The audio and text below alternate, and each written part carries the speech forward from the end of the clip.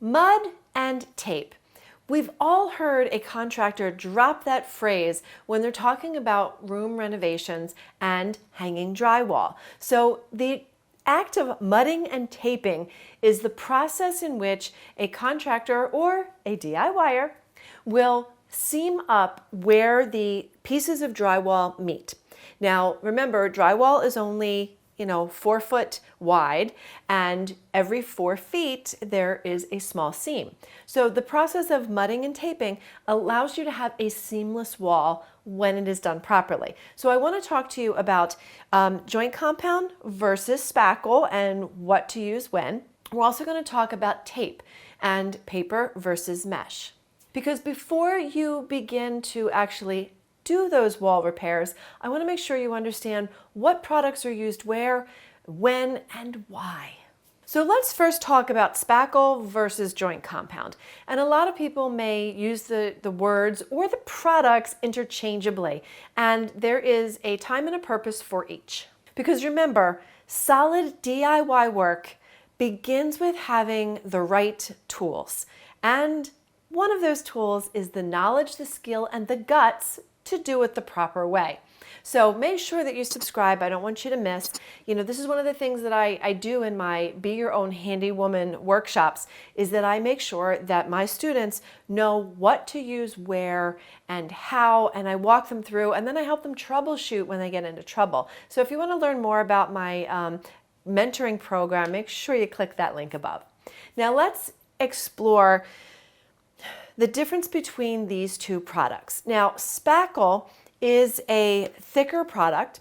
It tends not to crack as easily, but it is also not very spreadable. So this is more ideal for the small holes, the nail holes that you might have around. It's not something you're going to use to actually seam drywall work or repairs. So remember that. Spackle is for small projects. Now, I really like this spackle. This one goes on pink, and it dries white, so you know that it is fully dry and it is ready to be sanded.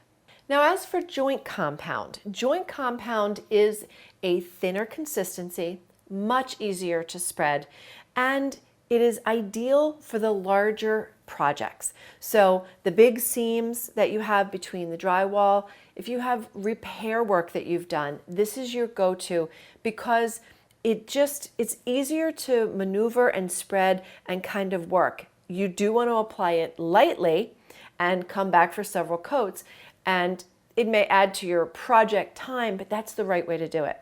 Now, again, this does say that it goes on pink, it dries white. Not all of the joint compounds do that.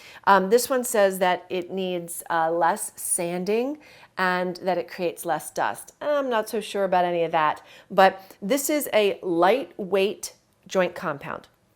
And when it comes to buying your joint compound, there are different types. The lightweight joint compound is ideal for your final coat. The all-purpose joint compound is better for your base coat. When you're first getting that new drywall seam done, use the all-purpose, do your sanding coat, and then use the lightweight for your 2 finish coats that you're probably going to need. Now, for either one of these products, I want you to buy the least amount that you're going to need for your project. It might be tempting to just buy the 5-gallon bucket, like, oh, I'll use it. No, joint compound and spackle will dry up fairly easily in a course of a couple months. So you don't want to be buying a large container unless you have a large amount of work to do. So you can get the really tiny jar for the very small projects, or you can go for the middle one. There are like 4 or 5 different sizes for joint compound. So make sure you buy wisely. Now, what's the dry time on either of these? I would absolutely give both of them a full 24 hours between sanding and reapplying a second coat.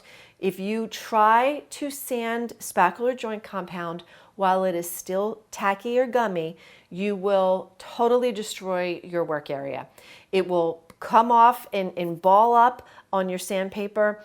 It will stick to everything, and then you have to start over. So give it the full 24 hours so that you get the best finished product. Now, some of you might have heard the expression skim coating. Skim coating is when you have a wall that is textured or may have a lot of damage to it, and you don't want to replace the whole wall, but you need to finish it properly. So skim coating is when you would take joint compound and you would basically resurface the entire area. So imagine when you put the blacktop on your driveway in the spring.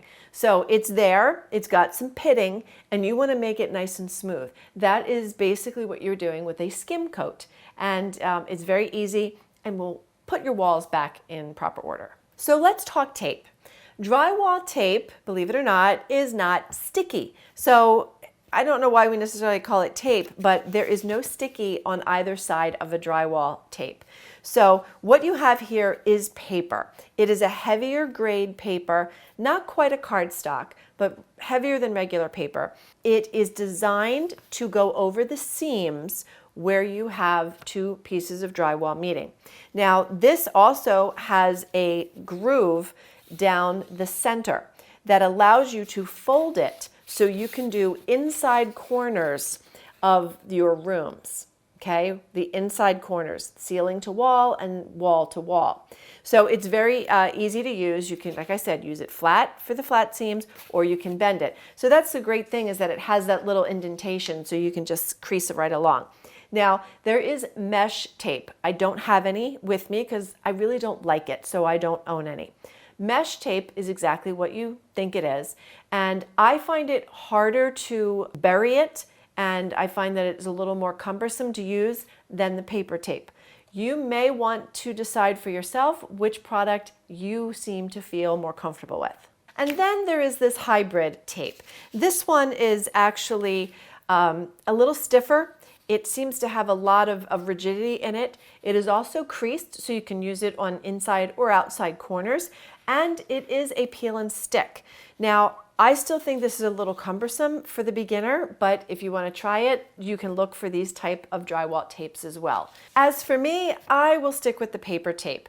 Once you get a hang of doing this, it's really not that difficult, and you can do it seamlessly, pun intended. So make sure you subscribe, because my next video is going to be a demo on actually doing the mudding and taping work. I want to show you the techniques. I want to show you the mistakes to avoid, even the ones that I've done years ago. And I also want to talk to you about why that 2-inch spackle blade that you have around the house ain't going to cut it. It's time to invest in a proper spackle blade. You're going to get bigger tools so you can get the project done well. So we'll talk about the spackle knife and proper sanding in future videos as well. So we will see you again.